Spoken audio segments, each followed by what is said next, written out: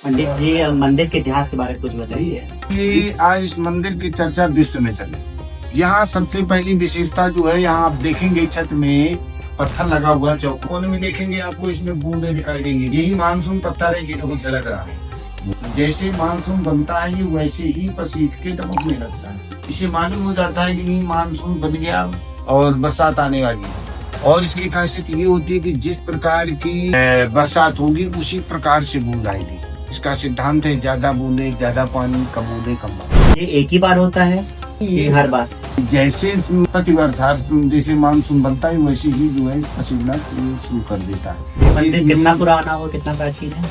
मंदिर ये सतयुग का मंदिर है। इसके प्रमाण आप देखेंगे, ऐसा बगल होंगे, ये देखेंगे इधर बना हुआ है।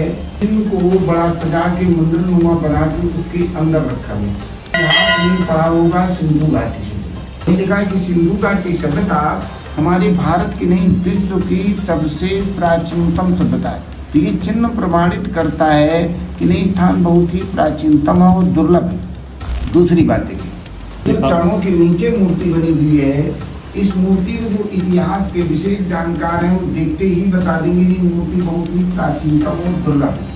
हड़प्पा और सिंधु घाटी सभ्यता काल के जितने भी स्थान मिले हैं खुदाई से खंड है।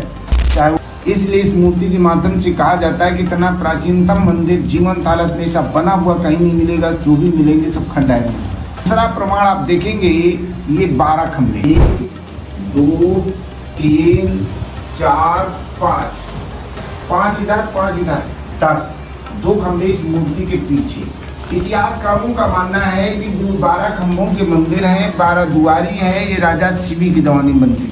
राजा शिवी तरफ तराजू में कबूतर, दूसरी तरफ अपना मांस काट के रखते हैं। लेकिन जैसे जैसे राजा आते गए दीवार खड़ी कर दी गई, खंभों के बीच की दूरी को कवर कर दिया गया। अब हम ध्यान देते हैं राजा शिवी कौन हुए। राजा शिवी चंद्रवंश में दुष्यंत और शकुंतला से बहुत पहले हुई। दुष्यंत और शकुंतला के बहुत बाद महाभारत हुई। महाभारत के बाद उड़ीसा की जगन्नाथपुरी बनी। तो ये 12 खंभे प्रमाणित करते हैं कि उड़ीसा की जगन्नाथपुरी से प्राचीन है, अर्थात ये महाभारत से बहुत पहले का।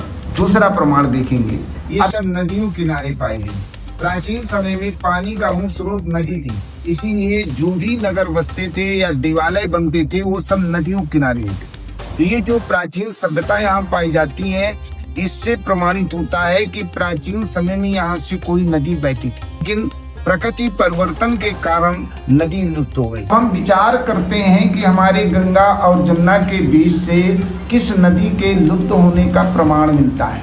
हम लोग प्राचीन समय से सुनते चले आए हैं, संगम में 3 नदियां मिलती थी, गंगा, जमुना, सरस्वती। आज सरस्वती नदी लुप्त है। दूसरा, तो ये जो प्राचीन सभ्यता यहाँ पाई जाती है, इससे प्रमाणित होता है कि नहीं प्राचीन समय में यहाँ से सरस्वती नदी बहती थी। दूसरा प्रमाण, अभी नया शोध आया कि जो सिंधु सभ्यता है ये सरस्वती ही सभ्यता है। इससे भी प्रमाणित होता है कि नहीं यहाँ से सरस्वती नदी बहती थी।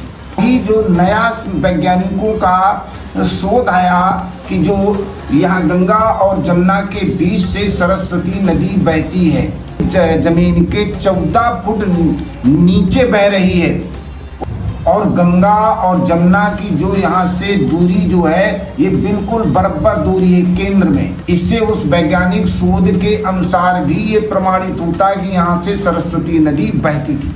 सरस्वती नदी महाभारत के पहले लुप्त हो गई थी। इससे भी प्रमाणित होता है कि नहीं ये महाभारत से बहुत पहले का। दूसरी बात, अभी लोग जगन्नाथ का मतलब नहीं जानते हैं। जगन्नाथ शब्द की उत्पत्ति कहाँ से हुई कि शिव अखंड समाधि में जाते हैं तो जो शिव के पास संहार पद है ये भगवान विष्णु के पास आ जाता है, विष्णु जगन्नाथ कहलाने लगते हैं। तो जब पदभार दिया शिव ने, तब शिव ने कहा कि आज से तुम जगत के नाथ जगन्नाथ कहलाओगे। वहां से जगन्नाथ शब्द की उत्पत्ति हुई। प्राचीन समय में भगवान विष्णु को ही जगन्नाथ कहते थे। तो ये वहां दर्शाया गया कि सुभद्रा, बलदाऊ और कृष्ण तीनों लोगों के मिलने से जगन्नाथ बनते हैं। लेकिन यहाँ क्या दर्शाया गया, तो सिंहासन बना, इसमें बैठी हुई मूर्ति ब्रह्मा जी की मूर्ति, ये विष्णु और ये नीचे शिव जी टाइम महेश।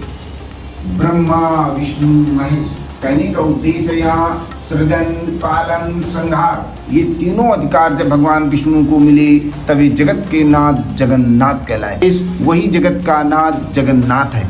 तो प्राचीन समय में यहाँ से सरस्वती नदी बहती थी। सरस्वती नदी के किनारे यहीं पर शिव जी ने भगवान विष्णु को संहार पद दिया, अर्थात जगन्नाथ उपाधि इसी जगह दिए जाने के कारण पहले मेन जगन्नाथपुरी यहीं बनी। तो जितने राम के वंशज होते थे सूर्यवंशी, ये सूर्य और विष्णु के ही उपासक होते थे। प्रथम जगन्नाथ विष्णु मंदिर होने के नाते राम के जितने वंशज हुए सब यहाँ पूजने आते रहे। आप लोगों ने रामायण में पढ़ा होगा कि जब भगवान राम का राज तिलक हो गया तो उनकी माता जी कौशल्या 4 धाम यात्रा के लिए गई। 4 धाम यात्रा में चौथा धाम जगन्नाथ धाम है। जब द्वापर के बाद यानी महाभारत के बाद उड़ीसा जगन्नाथपुरी बनी तो त्रेता में कहाँ चौथा धाम था? जगन्नाथ धाम, जहाँ माँ कौशल्या दर्शन करने के लिए गई। इसका मतलब पहले में जगन्नाथपुरी यही थी। दूसरा प्रमाण देखेंगे। दूसरा प्रमाण ये देखेंगे, मानसून पत्थर है, इसके जस्ट बगल में जो पत्थर लगा है इसमें ये जो डिजाइन देखेंगे ये अर्ध सूर्य का चिन्ह है। प्राचीन समय में जो सूर्यवंशी राजा होते थे वो अपने मस्तक में अर्ध सूर्य तिलक लगाते थे। इससे मालूम हो जाता था कि सूर्यवंशी राजा है। प्रमाण जब पुरातत्व ने राम जन्मभूमि मंदिर में खुदाई कराई तो इसी प्रकार का अर्धसूर्य का चिन्ह राम जन्मभूमि मंदिर अयोध्या में खुदाई में निकला।